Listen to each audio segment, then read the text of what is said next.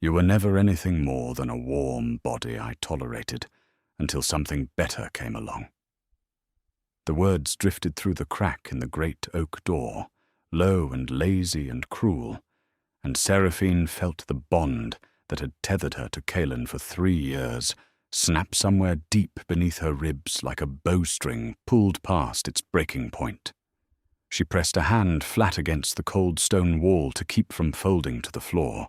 The corridor smelled of frost and beeswax, and the particular green sweetness of the crushed pine they burned in the royal wing, and every one of those scents would haunt her for the rest of her life. Her knees wanted to give. Her lungs forgot their purpose. Somewhere in the marrow of her, the mate bond she had believed was sacred simply went dark, the way a lamp goes dark when the oil is gone, and the phantom ache of it radiated up her spine like a wound she couldn't see. She didn't scream. That was the first thing she decided, standing in that shadowed hall of Blackmere Hold with her whole world dissolving. She would not give them her scream. Whatever else they took from her tonight, they would not take that. Through the sliver of open door, she could see the fire painting the far wall in orange, and she could see the woman standing beside the Alpha King's bed, tying the sash of a robe Seraphine recognized because she had gifted it herself. Ileana, her Ileana. The girl she had shared bread with when they were both too poor to afford meat. The friend who had braided her hair the morning she was presented to the pack as the Alpha's chosen. The one person in this granite fortress she had trusted without reservation, now standing barefoot in the king's chamber with her chin lifted like a woman who had already measured the room and found it hers. "She'll be gone by spring," Ileana said, and her voice was silk over steel. Girls like Seraphine were made for the middle of a story, never the end of it.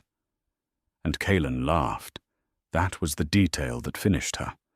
Not the betrayal itself, but the laugh, low and untroubled, the laugh of a man who had never once considered that the ground beneath him might not be his forever. Seraphine stepped back from the door. One step, then another, each placed with the deliberate care of a woman crossing a frozen lake, testing whether the ice would hold. She did not let her heel strike the stone. She had learned, in 3 years of being married to power, exactly how to move through a place without being heard. She had thought that skill was a wife's grace. Tonight she understood it had been rehearsal. Her reflection swam across the black window at the end of the corridor as she passed, a pale woman in a plain grey shift, hair unbound, eyes enormous and dry. She looked, she thought, like a ghost of herself, and perhaps that was fitting, because the Seraphine who had walked down this hall an hour ago in search of her husband was already dead. Something colder was walking back. She reached the servant's stair and descended it because the servant's stair was the one place in the hold where no lord ever went, and therefore the one place she would meet no one who could see her face and read the ruin on it. Down and down, through the belly of the mountain fortress, past the buttery and the cold room and the little chapel where the old faith still kept a candle burning, and with every step the shock thinned and something harder crystallized in its place. She had loved him. She wanted to be honest with herself about that even now, because self-deception was a luxury she could no longer afford. She had loved Cailan of Blackmere with the whole of her foolish, loyal heart, had left her mother's croft on the western moors to stand at his side, had spent 3 winters learning the ledgers of his lands because he could barely be bothered to read them, had smoothed the tempers of his council and remembered the names of his soldiers' children, and made herself, quietly and thoroughly, into the thing that held his fractious kingdom together. And he had laughed. Duty calls, she thought, with a bitterness so sharp it was almost a smile, and then she put the thought away, because bitterness was heat, and she needed to be ice. She did not go to her chambers. That was the second decision, and it surprised even her with its clarity. If she went to her chambers, she would sit on the bed she had shared with him, and she would weep. And if she wept, she might still be weeping when the sun came up. And a woman found weeping is a woman easily managed. Instead, she turned at the base of the stair and let herself out through the kitchen, postern into the kitchen garden, where the herbs slept under a skin of early frost, and the moon hung fat and indifferent above the mountains. The cold bit her bare arms, and she welcomed it. Cold was clarifying. She crossed the garden to the old dovecote that no one used any more, and she reached behind the loose stone at its base, and her fingers closed on the oiled leather roll she had hidden there 11 months ago. She had not known, when she hid it, what exactly she was preparing for.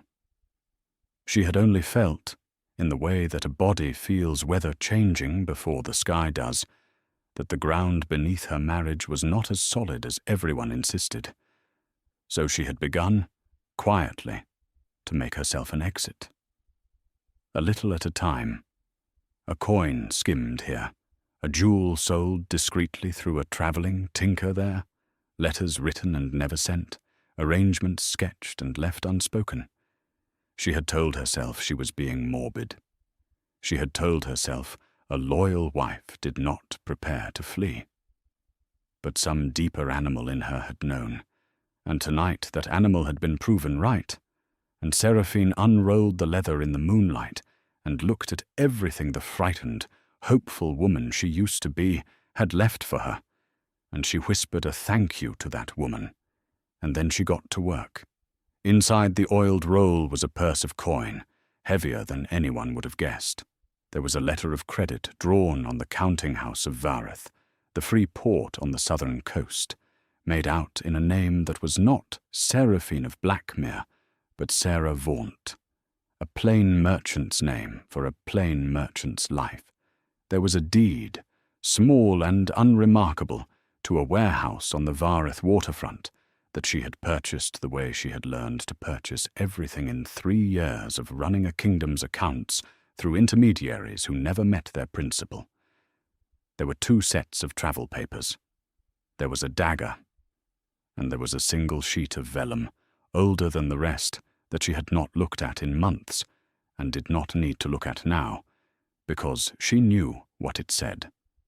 It was the marriage contract between Cailan of Blackmere and Seraphine of the Western Moors, and buried in its 9th clause, in language so dry that Cailan's own steward had waved it through without a second glance, was a provision that Seraphine had insisted upon at the time, and that everyone, including her, had treated as sentimental.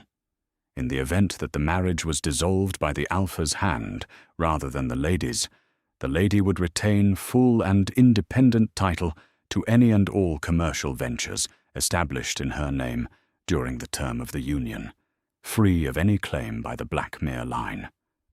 She had asked for it because she had wanted, even then, one thing in the world that was hers and not his. He had granted it, because granting a woman her hobbies cost a king nothing. Neither of them had understood, in that moment, that they were signing the instrument of his undoing. She rolled the vellum back into the leather, and tied it and slid it against her body beneath her cloak, and for the first time since the words came through the door, she breathed all the way down to the bottom of her lungs. She needed a horse, and she needed to be gone before the changing of the gate watch at the 3rd bell, and she had exactly one person in Blackmere Hold she could trust to help her, and it was the person the whole court considered too old and too low to matter. His name was Osric, and he had been master of the stables since before Cailan was born, and he had once, 4 winters ago, sat with Seraphine in the sick house through the whole of a long night, while his youngest granddaughter burned with fever, because Seraphine had ridden out herself to fetch the herb woman from the far valley, when no one else would go out in the snow. The child had lived. Osric had never forgotten it, and men like Osric measured debts more honestly than kings did. She found him in the tack room by the low light of a single lantern, mending a bridle with hands that had gone knotted with age, but had lost none of their patience. And when he looked up and saw her face, he did not ask what had happened. He simply set the bridle down. "Where are we going, my lady?" he said, and the we of it nearly broke her composure at last, because, in 3 years of being surrounded by people who served her out of ambition, she had forgotten what it felt like to be helped out of love. "Not we," she said gently. "Me. And you were asleep in your bed all night and saw nothing." He held her gaze for a long moment, and then he nodded, because he understood that protecting her also meant protecting himself, and that she was thinking of him even now. He saddled the grey gelding, the ugly, tireless, unremarkable one that no lord would ever choose, and no one would ever think to look for. He filled a saddlebag with bread and hard cheese and dried apples, and then he did the thing she would remember on her deathbed. He took off the small iron medallion he wore at his throat, the token of the old faith, the one that meant safe passage among the moor folk who still kept the old ways, and he pressed it into her palm and closed her fingers over it. "The road south runs through my cousin's steading past the 3 stones, he said. "Show him this, and he'll not have seen you either." She tried to thank him, and found she had no voice for it. He waved the thanks away, as if it were smoke.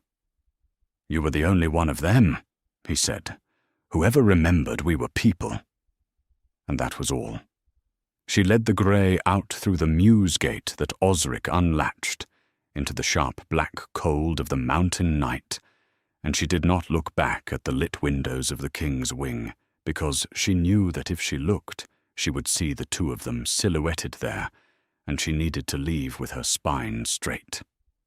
She left the ring on the Dovecote Stone. That was the last thing she did inside the walls of Blackmere, and she did it deliberately, the way a person closes a book they intend never to open again. The betrothal ring, the great grey pearl set in white gold that Kaelin had put on her hand 3 years ago, in front of the assembled packs while the horns blew and the fires roared. She worked it off her cold finger and set it neatly on the flat stone where she had hidden her escape, so that whoever found it would understand that she had not lost it, had not dropped it in flight, had chosen to leave it. She took nothing he had given her. Not the gowns, not the jewels, not the silver-handled comb or the fur-lined cloak, or any single thing that had come from his hand, because she would not carry his charity into her new life like a beggar carrying alms.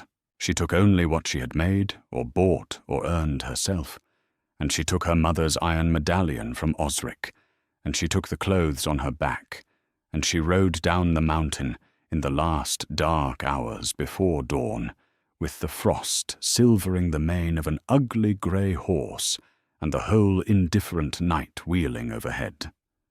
Behind her the fortress dwindled, and the lights winked out one by one as the fires burned down, and somewhere in that pile of ambitious stone a king slept beside a woman who had told him that girls like Seraphine were made for the middle of a story.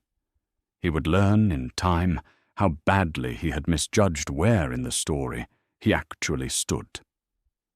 But that was a lesson for later, for now there was only the road, and the cold, and the small hard flame of a resolve that no one who had wronged her would ever be able to see coming, because she had learned in one night the most valuable lesson power ever teaches the powerless. The ones you underestimate are the ones who bury you. She rode until the mountains were behind her, and the sky in the east began to pale, and she didn't weep, and she didn't look back, and by the time the sun cleared the horizon, Seraphine of Blackmare had ceased to exist, and Serevaunt was riding south toward the sea. 6 months is enough time to remake a life if you are ruthless about the work and honest about your grief, and Serevaunt was both. The free port of Vareth received her the way the sea receives a river, without questions, absorbing her into its churning trade of 100 nations. It was a city of salt and rope and coin, of warehouses stacked against the sky like the teeth of some great sleeping thing, of merchants from the Spice Islands and the northern Furlands and the desert kingdoms, all haggling in a dozen tongues along a waterfront that never truly slept. No one there cared that she had once been a queen among wolves. In Vareth you were what your ledger said you were, and Sarah's ledger, which had started thin, grew fat with astonishing speed, because it turned out that a woman who had spent 3 years secretly managing the accounts of an entire mountain kingdom knew a very great deal about how to move goods and money and men, and Vareth had never seen anyone move them quite so well. She had begun with the single warehouse her frightened younger self had bought through intermediaries, and she had filled it, and then she had leased another, and then she had done the thing that turned a modest merchant into a power. She had noticed what everyone else had overlooked. The northern packs, the mountain holds like Blackmare and its neighbours, produced the finest wool and the hardest iron, and the best cured furs in the known world, and they sold all of it at a pittance to middlemen, because they were proud and isolated, and had no idea what their goods fetched in the southern markets. Sarah knew exactly what they fetched. She had signed the receipts. So she built, patiently, over those 6 months, a trading house that bought directly from the northern producers at a fair price, and sold to the southern markets at the true price, and kept the enormous difference that the old middleman had been skimming for generations. And she named it the Grey Pearl Company, because she had a cold sense of humour about the things she had left behind, and within half a year, the Grey Pearl was the fastest-growing trade concern on the Vareth waterfront, and Serevaunt was a woman whose messages got answered the same day they arrived. She was not alone in the building of it, and that mattered more than she would have admitted at the start. The man who became her partner in the enterprise was named Doran Ashcroft, a lean, weather-beaten shipmaster who had spent 20 years running cargo along the whole length of the coast, and who possessed exactly the 2 qualities Sarah valued above all others, competence and honesty, in that order. He had come to her looking for backing to refit his aging ship, and she had read his accounts in an hour and seen at once that he was a brilliant sailor and a hopeless businessman, and she had offered him not a loan, but a partnership, her head for numbers, married to his knowledge of the sea and the men who worked it. He had looked at her across the scarred table in her cramped office above the first warehouse, this plain-dressed woman half his age with eyes like a bank vault, and something in him had recognized something in her, and he had spat in his palm and offered his hand in the old sailor's way, and she had spat in hers and shaken it, and that had been the whole of their contract, and neither of them had ever regretted it. What Sarah came to treasure about Doran was not any softness, because there was little softness in him, but the fact that he never once asked her to be less than she was. He did not flinch when she out-argued him. He did not sulk when she was right and he was wrong. When she made a hard decision that cost them money in the short term to protect a long-term relationship with a supplier, he grumbled, and then he backed her to the hilt in front of the men, because he understood the difference between his pride and their profit. She had spent 3 years married to a man who needed her to be small so that he could feel large, She spent 6 months working beside a man who needed nothing from her but her mind, and the contrast taught her, slowly, what she had been starved of without ever knowing its name. Respect. Not the deference paid to a title. The respect one competent person pays another. It was, she thought, the most romantic thing anyone had ever offered her, and she was careful never to say so, and Doran was careful never to ask, and their partnership deepened in the space between the things they left unsaid. The intelligence about Blackmere came to her the way all intelligence came to her now, through the vast, gossiping web of the trade. Ships talked, cargo talked. A factor in the northern port of Ironmouth mentioned to a captain who mentioned to Doran, who mentioned to Sarah, that the Blackmere hold had defaulted on a payment to a southern lender, and that its wool clip had come to market late and poorly graded, and that the word among the northern factors was that the old order up in the mountains was fraying. Sarah listened to all of it with a face as smooth as still water, and filed each piece away in the immaculate cabinet of her memory. And slowly, over the weeks, a picture assembled itself, and the picture was of a kingdom rotting from the top down.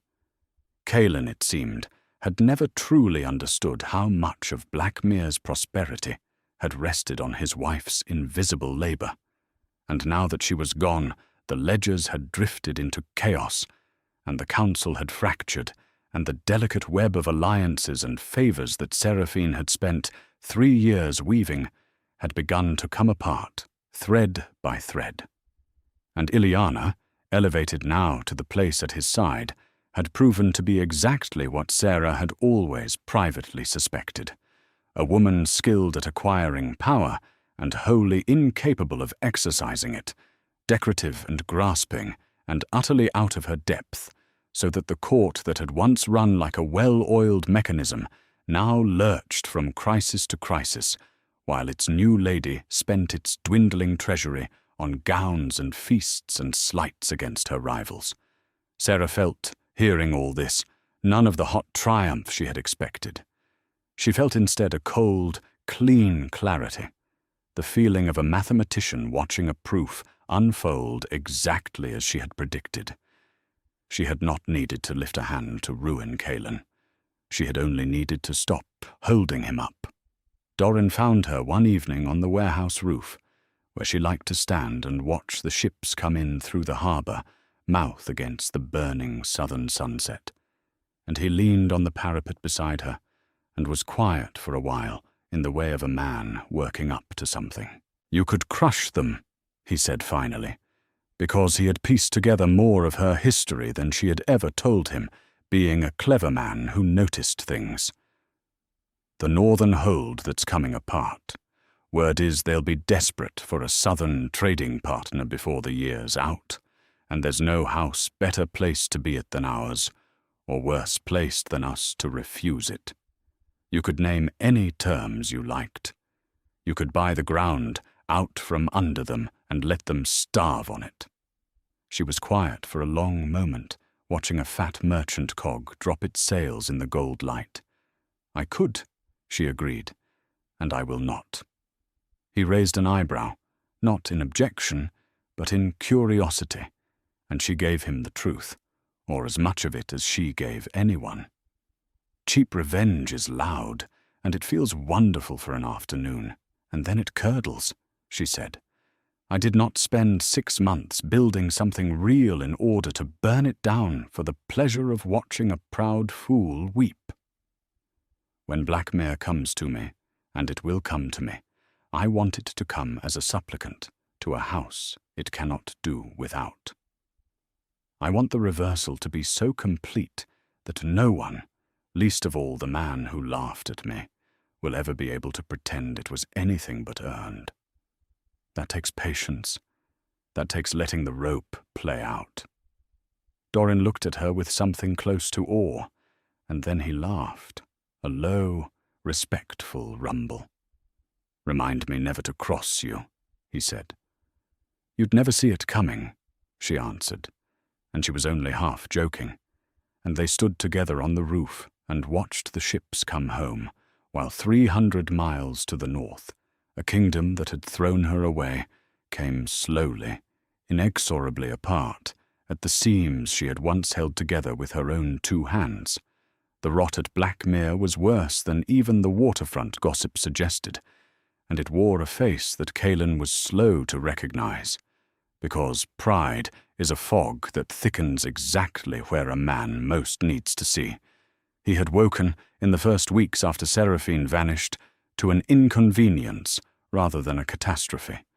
The steward had come to him with ledgers he could not read and asked for guidance he could not give, and Calen had waved him off and told him to manage it, the way Seraphine had always managed it, and it had not occurred to the king that the reason Seraphine had always managed it was that no one else in the hold actually could. The letters of alliance that needed answering within a fortnight to keep the delicate balance of the border pacts went unanswered. The tributes owed to the smaller pacts that bought their loyalty went unpaid because no one remembered they were owed. The wool clip, which Seraphine had always graded and priced and sold at the precise right moment, sat too long in the storehouses and moulded at the edges, and came to market as a second-rate lot that the southern buyers sniffed at and lowballed. And through all of it, Ileana sat at his right hand in the great cold hall, and spent, because she had spent her whole life wanting, and now for the first time she had the means, and she did not understand, having never had it, that a treasury is a thing that must be fed as well as bled. She commissioned gowns from the southern looms.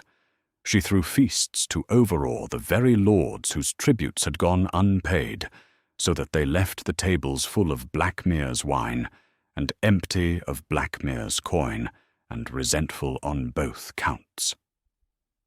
She pursued petty vengeances against every woman of the court who had ever outshone her, driving away one by one the competent wives and stewards and chatelaines who had formed the second and third rings of the machine Seraphine built, until the hold was staffed by flatterers and cousins, and no one at all who could do the work.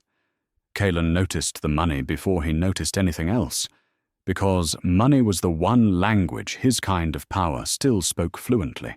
He noticed it the morning his master of coin, a nervous man named Bale, who had inherited the post because his predecessor had quit in despair, stood before him and confessed that the reserve was gone. Not low.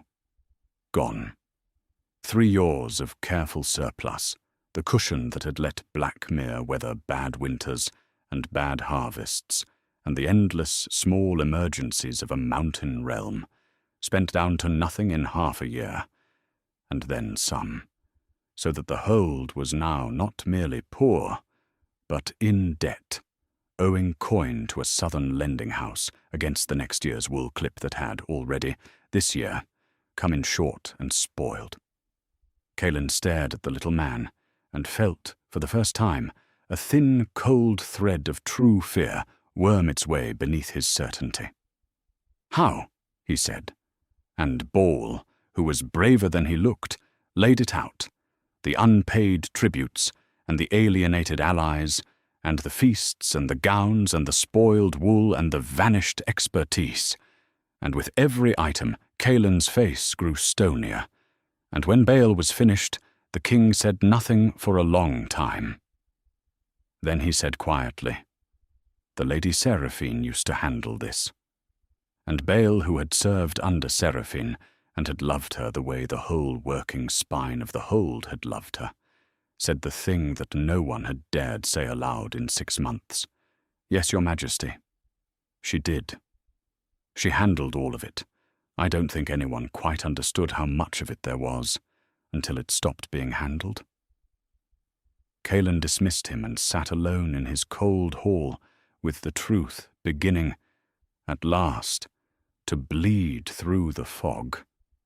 And he did not like the shape of it, and he pushed it away, because a man does not easily accept that the thing he threw in the gutter was the keystone of his house, Ileana, for her part, felt the ground shifting and responded the way she had always responded to insecurity, by grasping harder.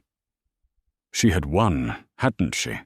She had wanted Kaelin since she was a girl, watching Seraphine walk into that hall on his arm, had wanted the title and the fortress and the deference of the Pax, and she had schemed and waited and finally taken it. And now that she had it, she could not understand why it tasted of ash. The lords did not respect her. The servants obeyed her sullenly and cheated her behind her back.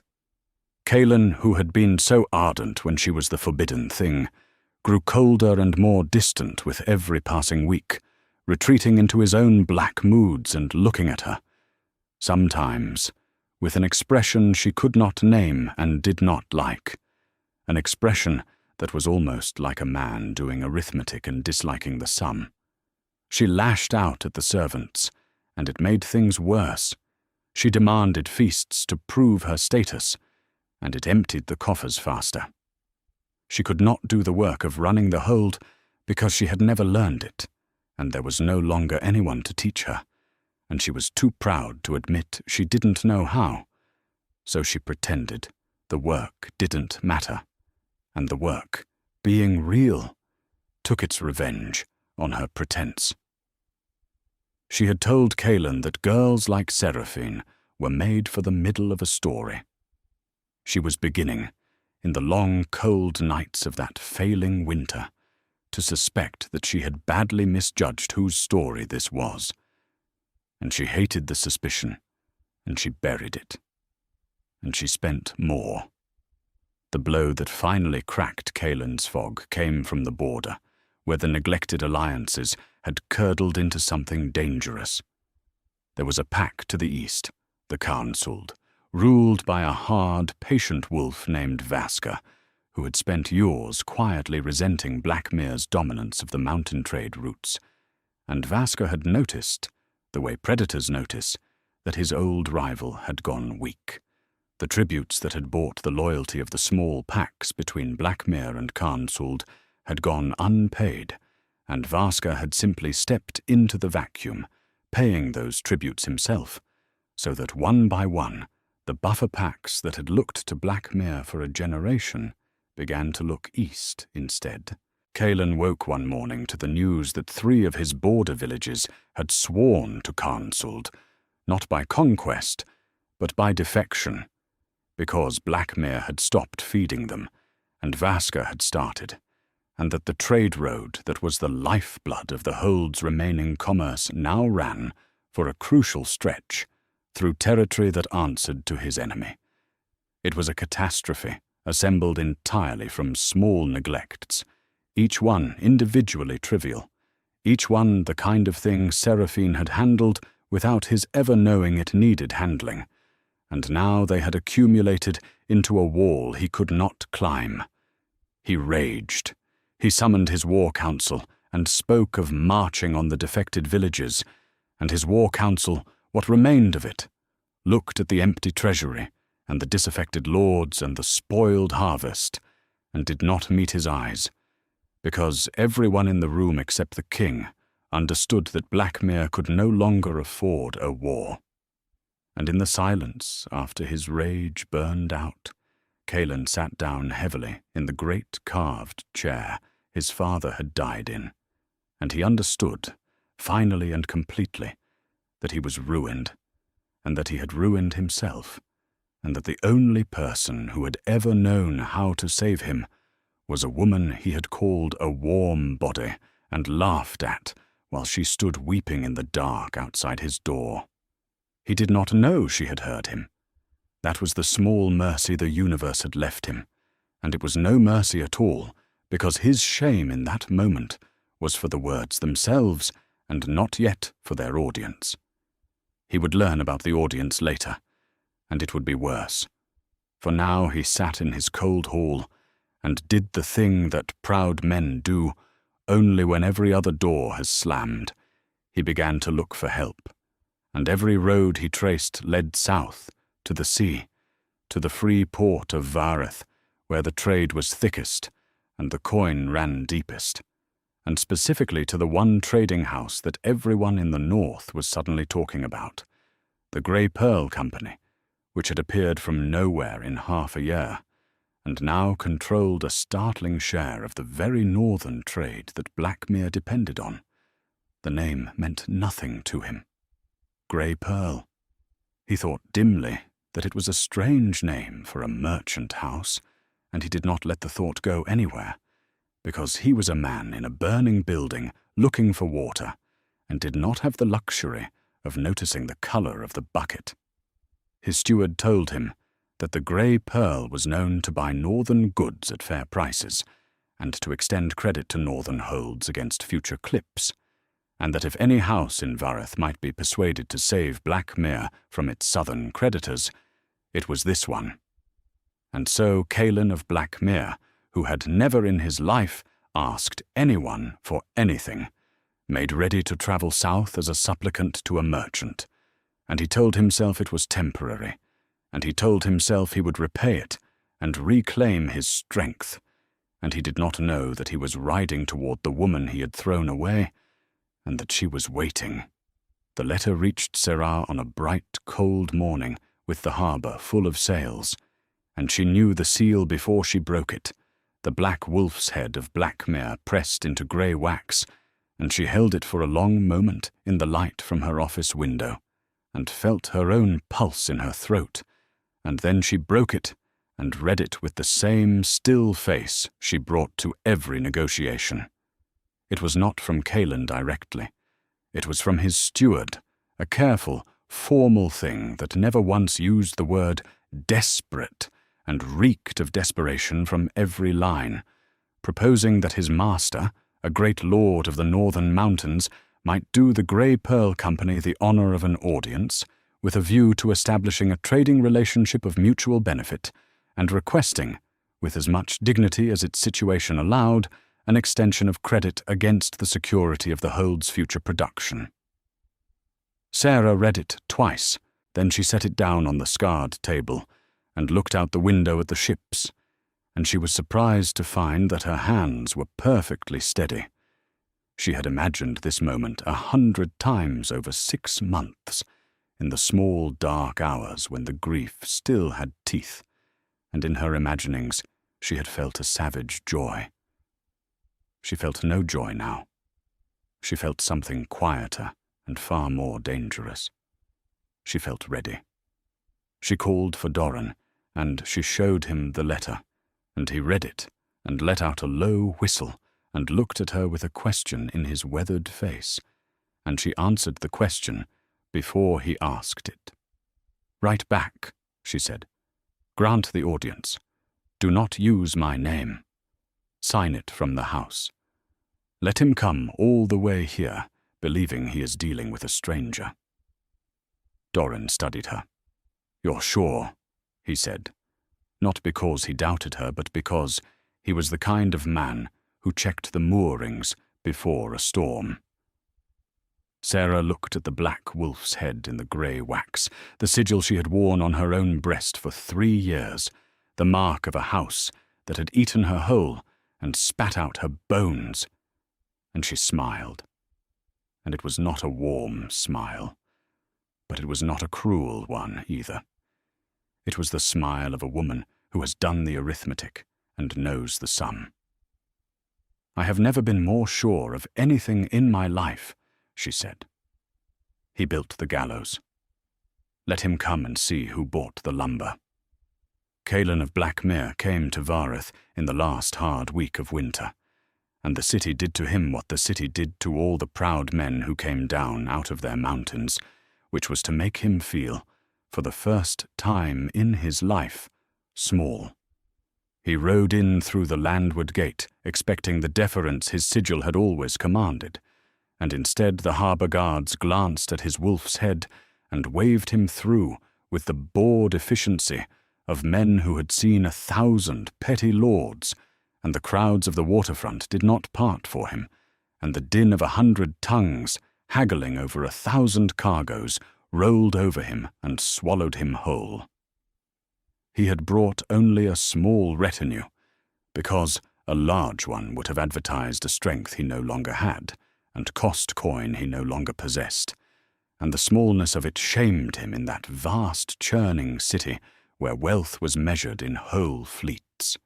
He found the Grey Pearl Company's house on the finest stretch of the waterfront, a tall, clean-lined building of pale stone with the company's mark carved above the door, a single grey pearl, and something about that mark tugged at a memory he could not place and then let go of him, and he climbed the steps and gave his name to a clerk and was told, with courtesy that did not quite conceal that he was one of many, that the principal would see him shortly, and he was left to wait in an anteroom while lesser men came and went with the confidence of people who belonged there, and he did not.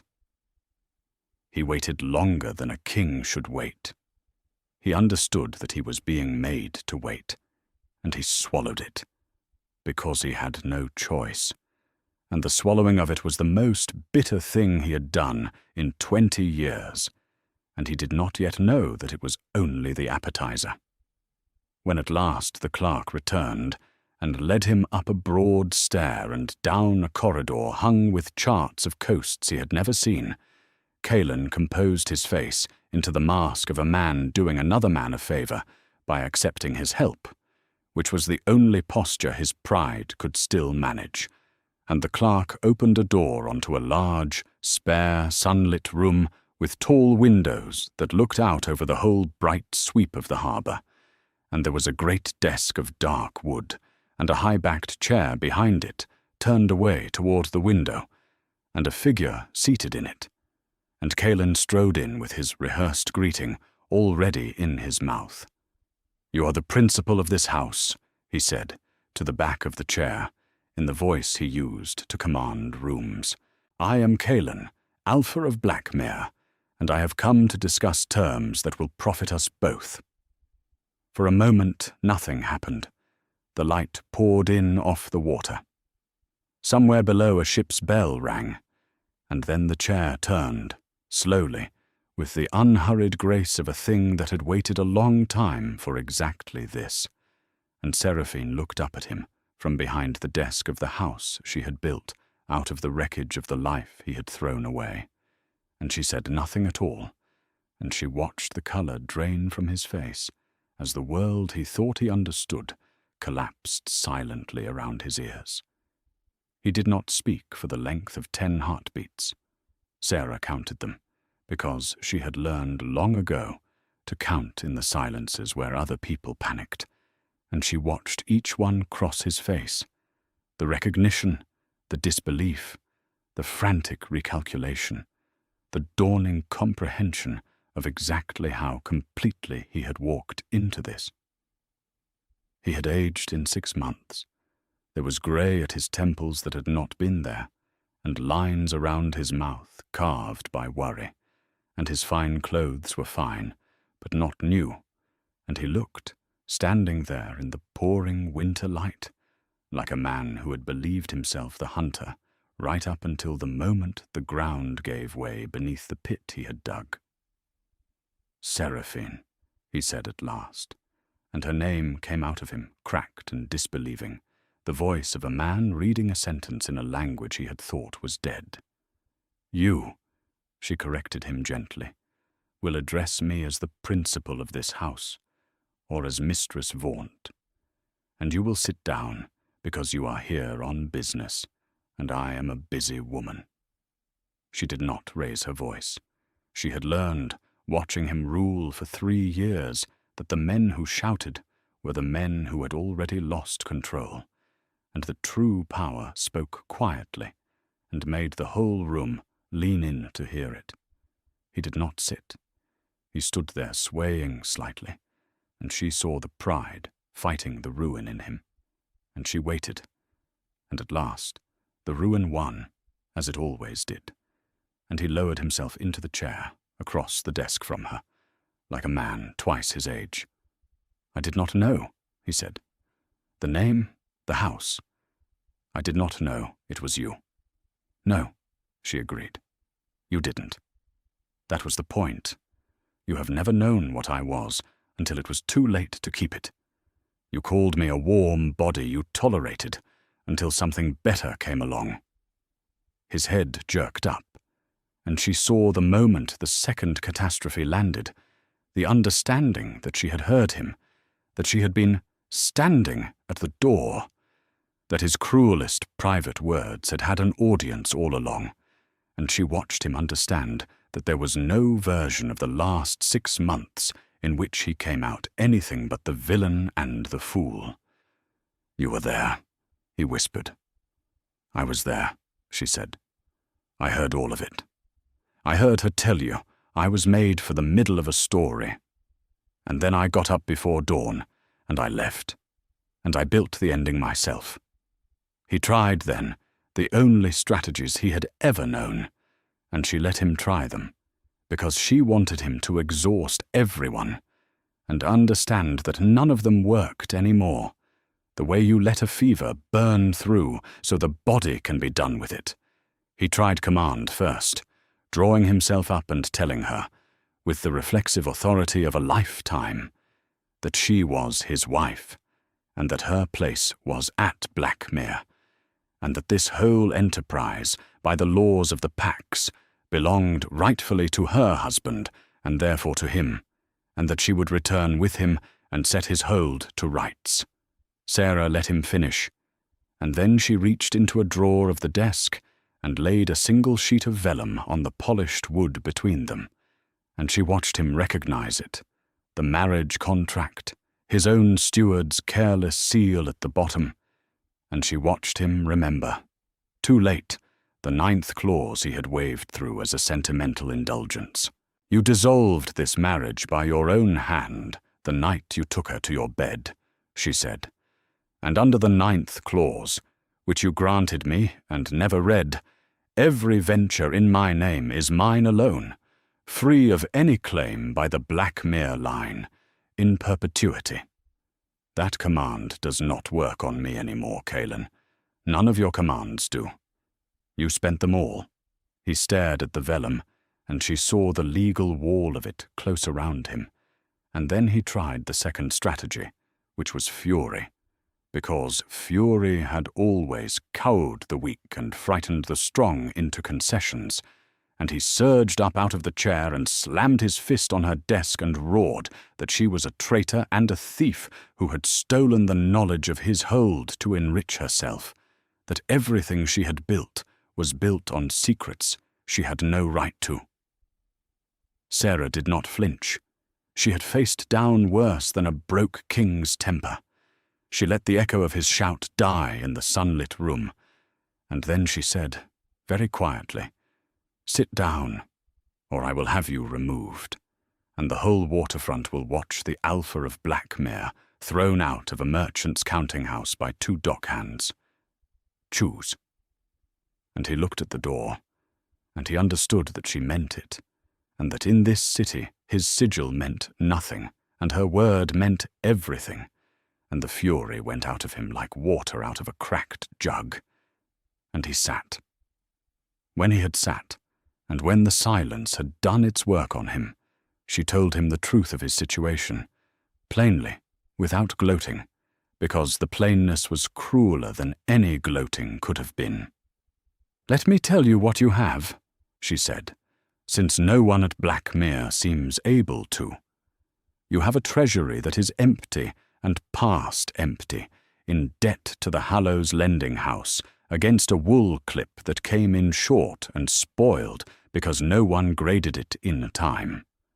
You have lost 3 border villages to Vaskr of Carnsuld because you stopped paying the tributes that bought their loyalty, and with them you have lost control of a critical stretch of your own trade road, which means that even the goods you can produce, you can no longer reliably move. You have alienated your competent lords and stewards and driven them out, and you have replaced them with flatterers who cannot do the work. Your remaining allies are watching to see whether you fall, so that they can be the ones to divide you. You came to me because I am the only trading house with the reach and the capital to save Blackmere from the Hollow's debt. and you came believing I was a stranger who could be flattered or bullied into good terms. I am not a stranger. I am the woman who ran all of it, every ledger and alliance, and tribute and grade of wool, for 3 years, invisibly, while you took the credit and called me tolerable.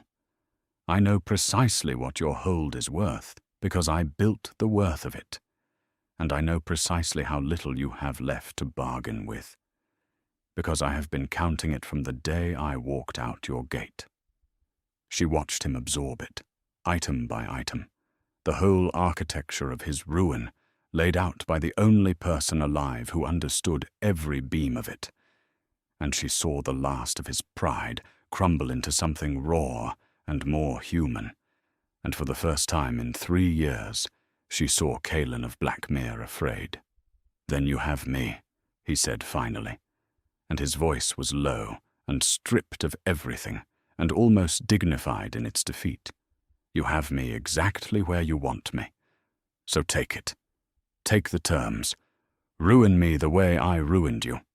I will not pretend I don't deserve it." And there it was, the moment she had turned over in her mind 100 times, the open door to the loud, cheap, delicious revenge, the chance to name terms so brutal they would strip Blackmere to the bone and leave him a beggar in his own hall. She could do it.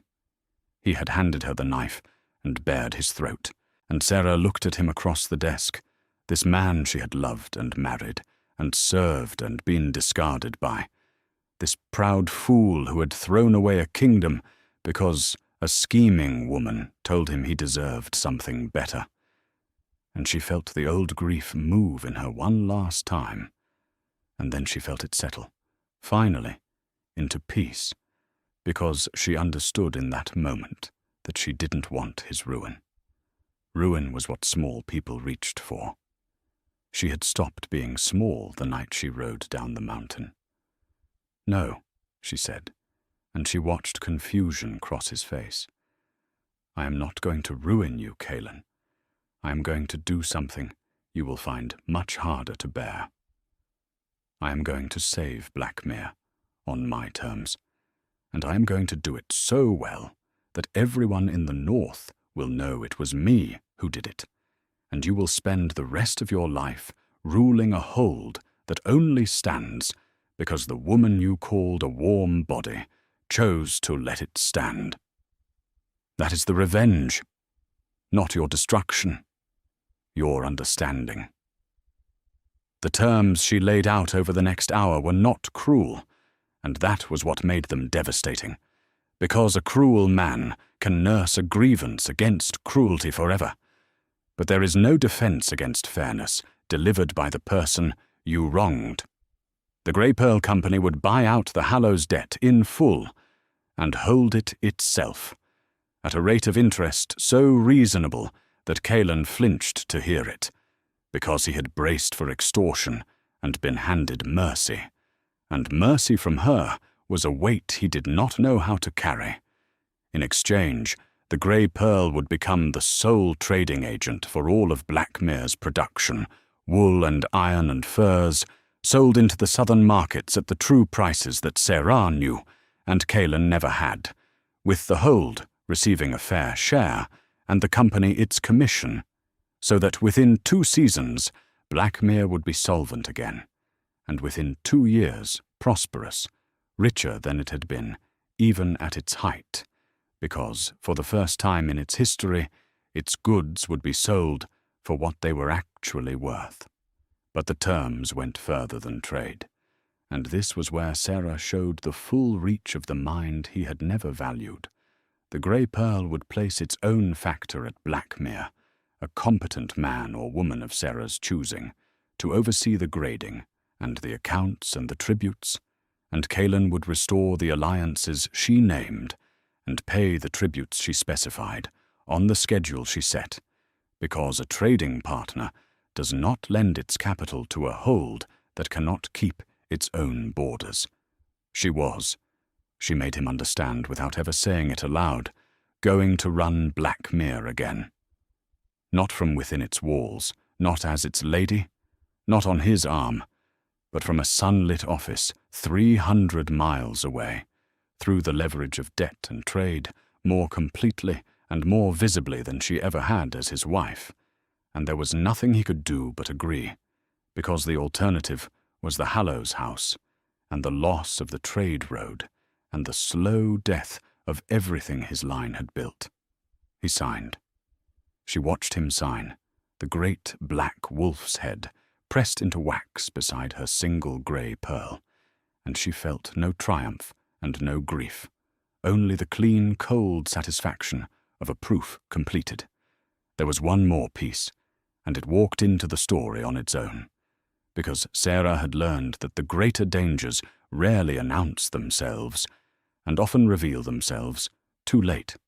Vaska of Carnsuld, the patient wolf who had eaten Blackmere's border villages, had not been content to stop there, and Serra's web of trade gossip had brought her a thread that she had been quietly pulling for weeks.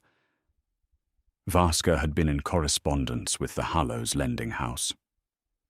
It had not been an accident that Blackmere's debt had come due at exactly the moment its treasury ran dry, nor that the Hallows house had been so willing to lend against a clip it should have known was at risk. Vaska had been feeding the debt deliberately, positioning himself to buy it out at the moment of Blackmere's collapse, to become his rival's creditor and then his rival's master, to take by paper what he could not afford to take by war. Ileana's spending had not caused Blackmere's ruin. It had merely accelerated a trap that a colder mind had been laying all along, and Calen, in his pride, had never seen the hand of his true enemy behind the chaos he blamed on his own bad luck. Sarah laid this out for him too, at the end, not as a kindness, but as a fact he needed in order to be useful to her, and she watched the horror dawn on him as he understood that he had been a pawn twice over, once to the woman in his bed and once to the wolf at his border, and that the only person who had seen the whole board clearly was the one he had thrown away.